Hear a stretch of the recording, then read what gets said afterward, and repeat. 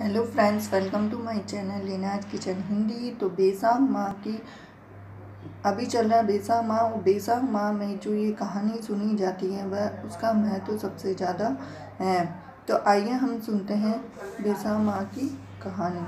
तो एक राजा था, उसका राजमहल गंगा जी के तट पर था और वह बैसाख माह में प्रतिदिन ब्रह्म मुहूर्त में उठकर गंगा जी में स्नान करता था। तो राजा का आदेश था कि ब्रह्म मुहूर्त में गंगा जी में स्नान करने के लिए पहले मुझसे अनुमति लेनी पड़ेगी।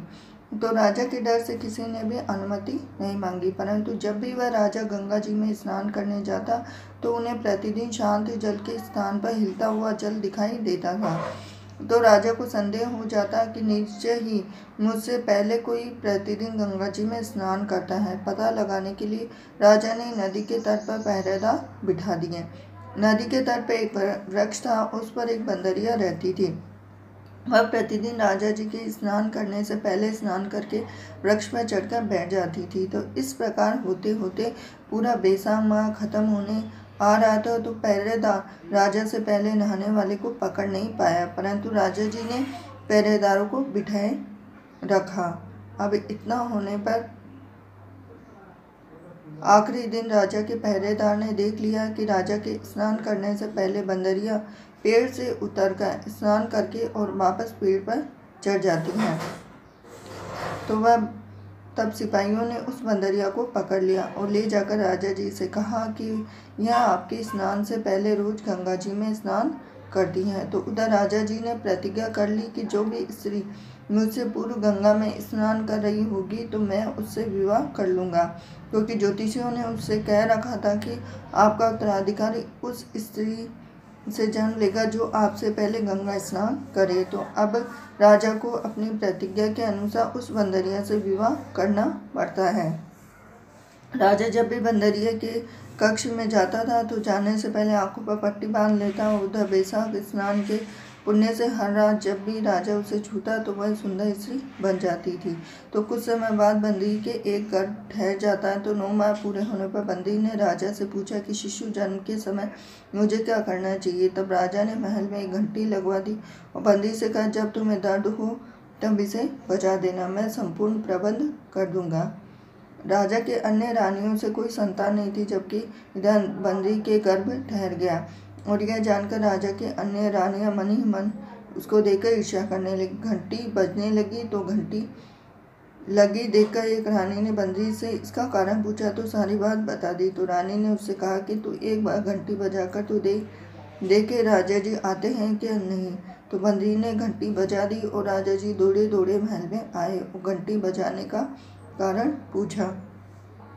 तो बंदरिया कहती है कि मैंने तो रानियों के कहने पर घंटी बजाई। तो सभी रानियां राजा जी से कहती है कि यह तो पशु है, पशु का स्वभाव आप जानते ही हो, न जाने कितनी बार रानियों की बात मानकर वैसा ही किया करती हैं। तो अब बंदी के बैसाख माह के स्नान के पुण्य प्रताप से उसके एक सुंदर पुत्र उत्पन्न हो गया और शिशु का जन्म होते ही रानियों ने उसके रोने से पहले ही उसे एक टोकरी में रखकर दासी को दे दिया और कहा कि रात के समय जाना और इसे नदी में बहाकर आ जाना। तो इधर राजा ने सुना कि संतोष कर लिया कि जब मनुष्य रूपी दूसरी रानियों से संतान नहीं तो इस बंदी तो पशु इससे क्या संतान होगी। तो उधर रात को दासी उस सुंदर शिशु को नदी में बहाने के लिए निकली, परंतु उस सुंदर शिशु को नदी में बहाने का उसका मन ही नहीं हुआ। उसने ममतावश एक कुमार के चाक पर लिटा दिया।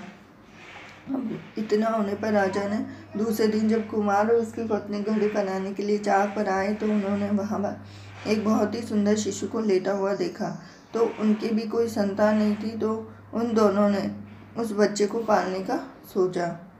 वे बड़े प्यार से उस बच्चे का पालन पोषण करने लगे। कुछ बड़ा होने पर और कुछ एक दिन वह बालक कुमार के बनाए हुए मिट्टी के हाथी घोड़े लेकर नदी के तट पर जा बैठा और जैसे ही रानियों की मुँह लगी दासियां नदी के तट पर आई तो वह जोर जोर से कहने लगा, आओ रे मेरे मिट्टी के हाथी घोड़े, पानी पी लो। दासियों ने उसकी बात सुनी तो वे हंसने लगी, कहने लगी, अरे मूर्ख, कभी मिट्टी के हाथी घोड़े भी पानी पीते हैं क्या। इस पर उसने कहा कि कभी बंदी के भी पत्थर का जन्म होता है। तो यह बात सुनकर दासियां जाकर रानियों को बताती। तो सभी रानियां मिलकर राजा से कहकर झूठे आरोप लगाना कुमार को देश निकाला दिलवा देती है। कुमार और उसका परिवार वन में चलने लगते हैं। जब अगले वर्ष चैत्र माह में गणगौर के पूजन के दिन आया तो बंदी का पुत्र घड़े में पानी लेकर बगीचे के बाहर बैठ गया और उधर मंत्री की और साहूकार की पुत्रियां गणगौर बनाने के लिए मिट्टी लेने के लिए आई तो सुंदर बगीचा और शीतल छांव देकर बगीचे में खेलने और झूला झूलने लगता है। तो उस युवक ने एक जगह थोड़ी सी आग सुलगाई और उसके पास बैठ गया। वे शर्त रखते हुए लड़कियों से बोला कि मेरे चारों ओर चक्कर लगाओ, तब मैं तुम्हें जल पिलाऊंगा। पहले तो सभी कन्याओं ने मना कर दिया, परंतु फिर प्यास बहुत तेज लगने के कारण वे लड़कियां मान गई और अपने चारों ओर फेरे लगाने लगी। प्रत्येक लड़की के एक जगह थोड़ी सी आग सुलगाई। प्रत्येक लड़की के 7 फेरे होने के बाद युवक उसे रोक देता था, तो 7-7 फेरे देने के कारण सारी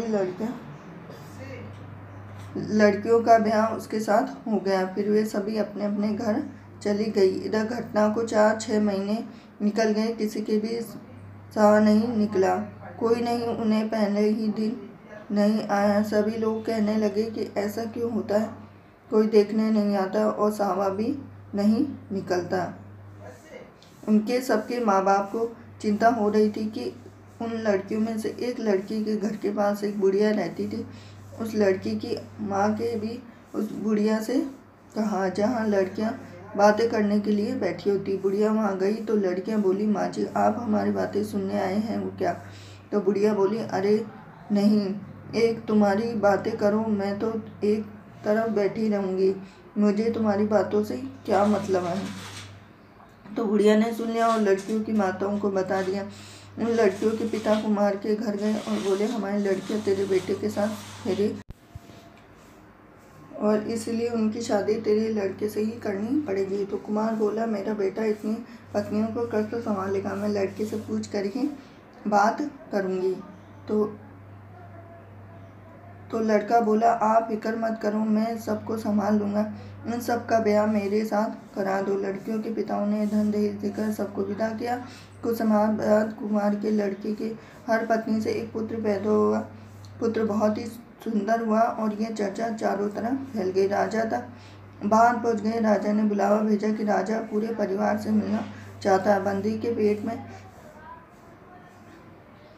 बेटे ने कहा, अपनी सब पत्नियों से कहा, चलो राजा के यहाँ चलते ही सब पत्नियों को तैयार करके राजा को समाचार कहलवाए और हम सब आपसे मिलने आ रहे हैं। सब जने राजमहल पहुँचे तो कुमार के लड़के ने पहले से ही सब पत्नियों को कह दिया कि वहाँ एक बंदरिया बैठी मिलेगी, सबको उसके पैर लगना है। तो बंदरिया बैठी मिली तो सबने अपने पति के कहे अनुसार राजा जी के बंदरिया के पैर छुए। बाकी सारी पत्नियों से बोला कि उनके पैर भी नहीं लगे। तो सभी रानियों को क्रोध आया और कहने लगी, कुमार के बेटे की मजाक की आदत गई नहीं है। उन्होंने राजा से शिकायत की कि राजा जी ने गुस्से में कुमार के बेटे को पास बुलाया। अगर पूछा कि महाराज मेरी माँ तो ये बंदरिया ही है, मेरे पैदा होते ही रानियों ने मुझे मरवाने के लिए दासी को दे दिया है। यदि मेरी बात झूठ लगे तो आप सब मुझसे पूछ लो और बात की सच्चाई जान लो। तब राजा ने कुमार को दासी को बुलाकर पूछा तो उन्होंने सब बात स्वीकार कर ली और राजा ने सभी रानियों को देश निकाला दे दिया। कुमार के बेटे के साथ अपनी सभी पत्नियों को अपने राजमहल में रख दिया।